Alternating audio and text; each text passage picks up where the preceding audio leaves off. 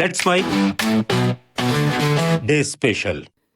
नमस्कार, let's mic में आपका स्वागत है। डे स्पेशल के साथ मैं राखी जैन।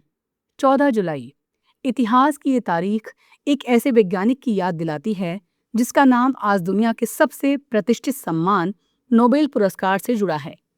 लेकिन विडंबना यह है कि जिस व्यक्ति के नाम पर शांति का सर्वोच्च पुरस्कार दिया जाता है, उसने अपनी सबसे बड़ी पहचान एक शक्तिशाली विस्फोटक डायनामाइट का आविष्कार करके बनाई थी। 14 जुलाई 1867 को स्वीडिश वैज्ञानिक अल्फ्रेड बर्नहार्ड ने पहली बार सार्वजनिक रूप से डायनामाइट का सफल प्रदर्शन किया। यह आविष्कार आधुनिक निर्माण कार्यों के लिए वरदान साबित हुआ, लेकिन युद्धों में इसके उपयोग ने मानवता के सामने कई नैतिक सवाल भी खड़े किए।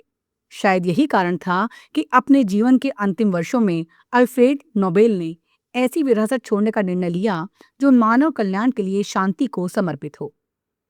अल्फ्रेड बर्नहार्ड नोबेल का जन्म 21 अक्टूबर 1833 को स्वीडन की राजधानी स्टॉकहोम में हुआ। उनके पिता एक इंजीनियर और आविष्कारक थे, लेकिन आर्थिक कठिनाइयों के कारण उनका व्यवसाय कई बार असफल हुआ। जब अल्फ्रेड 9 वर्ष के थे, तब पूरा परिवार रूस के सेंट पीटर्सबर्ग चला गया। वहीं उनकी शिक्षा हुई। अल्फ्रेड असाधारण प्रतिभा के धनी थे। उन्होंने कम उम्र में ही रसायन विज्ञान के साथ साथ स्वीडिश, रूसी, अंग्रेजी, फ्रेंच और जर्मन जैसी कई भाषाओं पर अधिकार प्राप्त कर लिया था। युवावस्था में अल्फ्रेड यूरोप की कई प्रयोगशालाओं में गए। पेरिस में उनकी मुलाकात इतावली रसायन वैज्ञानिक से हुई, जिन्होंने कुछ वर्ष पहले अत्यंत शक्तिशाली विस्फोटक नाइट्रोग्लिसरीन का आविष्कार किया था। ये विस्फोटक बेहद प्रभावशाली था, लेकिन उतना ही खतरनाक भी। मामूली झटके या तापमान में बदलाव से भी उसमें विस्फोट हो सकता था। अधिकांश वैज्ञानिक इसे व्यवहारिक उपयोग के लिए अनुपयुक्त मानते थे, लेकिन अल्फ्रेड नोबेल ने इसमें संभावनाएं देखी। स्वीडन लौटने के बाद उन्होंने नाइट्रोग्लिसरीन को सुरक्षित रूप से उपयोग करने योग्य बनाने पर काम शुरू किया। ये शोध अत्यंत जोखिम भरा था। प्रयोगों के दौरान कई दुर्घटनाएं हुईं। वर्ष 1864 में एक भीषण विस्फोट में अल्फ्रेड के छोटे भाई इमेल नोबेल सहित कई लोगों की मृत्यु हो गई। इस हादसे ने पूरे स्वीडन को झकझोर दिया। सरकार ने नाइट्रोग्लिसरीन पर प्रतिबंध लगा दिया, लेकिन अल्फ्रेड ने अपनी शोध को नहीं छोड़ा।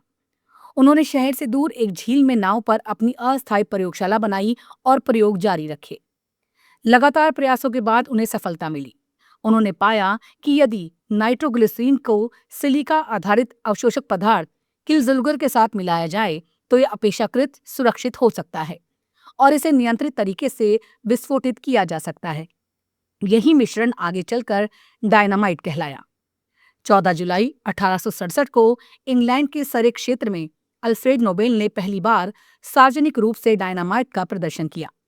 उन्होंने पहाड़ी क्षेत्र में नियंत्रित विस्फोट करके दिखाया कि ये केवल शक्तिशाली ही नहीं, बल्कि सही तकनीक के साथ अपेक्षाकृत सुरक्षित भी है।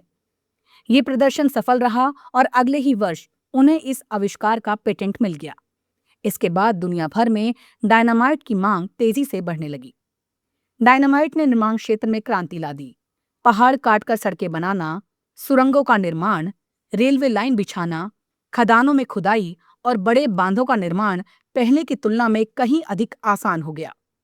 औद्योगिक क्रांति के दौर में ये तकनीक विकास की गति बढ़ाने का महत्वपूर्ण साधन बनी, लेकिन इसके साथ ही युद्ध में भी इसका उपयोग होने लगा। यही वो पहलू था जिसने अल्फ्रेड नोबेल को जीवन के अंतिम वर्षों में गहरे आत्ममंथन के लिए मजबूर किया। अपने आविष्कारों की बदौलत अल्फ्रेड नोबेल ने अपार संपत्ति अर्जित की। उन्होंने यूरोप, अमेरिका और अन्य देशों में लगभग 90 कारखाने स्थापित किए। उनके नाम 355 से अधिक पेटेंट दर्ज हुए। लोग उन्हें यूरोप का सबसे अमीर आविष्कारक कहने लगे, लेकिन धन और प्रसिद्धि के बीच भी उनके मन में चिंता बनी रही कि इतिहास उन्हें केवल विनाशकारी हथियारों के निर्माता के रूप में याद न करे।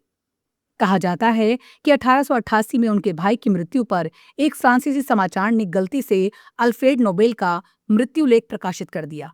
शीर्षक था, मौत का सौदागर मर गया। ये पढ़कर अल्फ्रेड बेहद विचलित हुए। उन्होंने महसूस किया कि यदि आज उनका जीवन समाप्त हो जाए तो दुनिया उन्हें केवल एक ऐसे व्यक्ति के रूप में याद करेगी जिसने लोगों को अधिक प्रभावी ढंग से मारने का साधन बनाया। यहीं से उनकी सोच बदली। 1895 में उन्होंने अपनी अंतिम वसीयत तैयार की। उसमें अपनी अधिकांश संपत्ति एक ट्रस्ट को देने का निर्णय लिया, जिसकी आय से हर वर्ष उन लोगों को सम्मानित किया जाए जिन्होंने मानवता के हित में असाधारण योगदान दिया हो। नमस्कार। आप सुन रहे थे let's mic more than radio. Follow कीजिए हमें हमारे सोशल मीडिया प्लेटफॉर्म्स पर।